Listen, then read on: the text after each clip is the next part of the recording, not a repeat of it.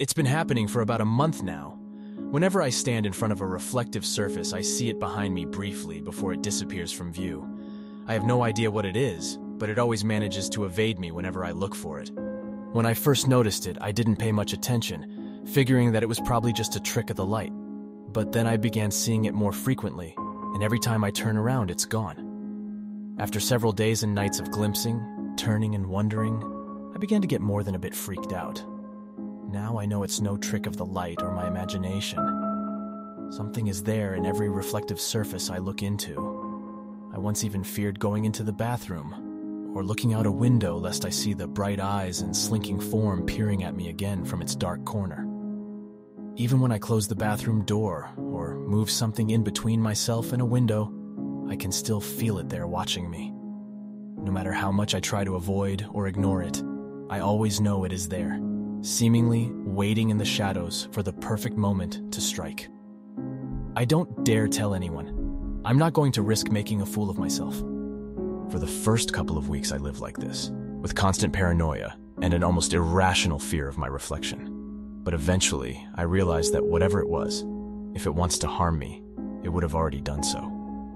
After a few days of relaying this reassuring fact in my head each time I stepped up to the bathroom mirror, I begin to treat the sightings as though it is as mundane as a pigeon.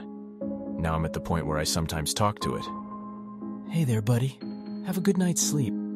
Or, "I'm going out for a smoothie. Do you want one?" Of course, it never responds.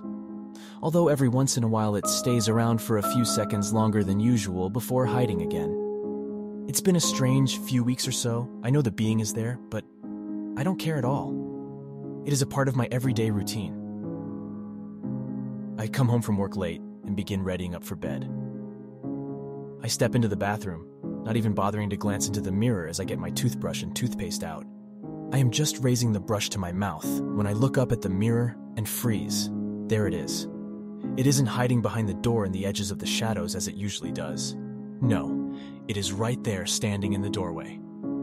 This is the first time I have ever had a full view of it, and if I had known what it truly looked like, I would have never been so casual about it before. It is tall, gaunt, and humanoid in shape, with a head like a snake's. Coarse brown fur covers its body, broken by scaly spines along its arms, legs, and neck. Its eyes burn out a piercing yellow, with sleek, wolf-like ears placed on the side of its head. Worst of all is its mouth, a skeletal, fanged grin that stretches across its hideous face. Going on my first instinct, I whirl around, expecting its vicious jaws to be the last thing I see. But to my surprise, there is nothing there. I even scramble to the door to look around, but my house is as normal and quiet as usual. It couldn't have hidden that quickly, could it? I turn back around and give a short scream as I see it now standing directly behind me, its long black claws raised up above my shoulders. I spin around, punching out and hitting nothing but air. My heart pounding and my mind in a panic. I look back at the mirror again, not knowing what to expect. Then it happens. As if in a dream, I stand transfixed as the monster latches its claws onto my reflection's neck, yanking it back. I reach up and feel my own neck.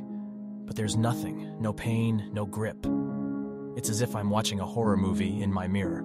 My reflection kicks and flails about frantically, its face a mask of pure fear and agony as the claws dig deeper into its shoulders and the beast begins pulling it out the bathroom door. In a sudden burst of uncanny protectiveness for my own reflection, I whirl around and slam the bathroom door shut, hoping that it will halt the creature. But when I turn back, the door in the mirror is still open, and my reflection is now desperately clinging to the doorframe as blood spills down its body.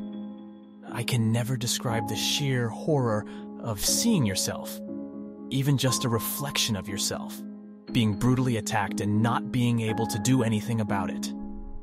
Then for the first time since the attack had begun, my reflection looks up me, right into my eyes with its terror-stricken gaze. It mouths one word, "Help," before going limp and being dragged off into the blackness beyond the doorframe. I stand there for what seems like hours, my whole body quaking and tears flowing freely down my face. My mind is totally numb as I gaze into the empty mirror. I have no reflection.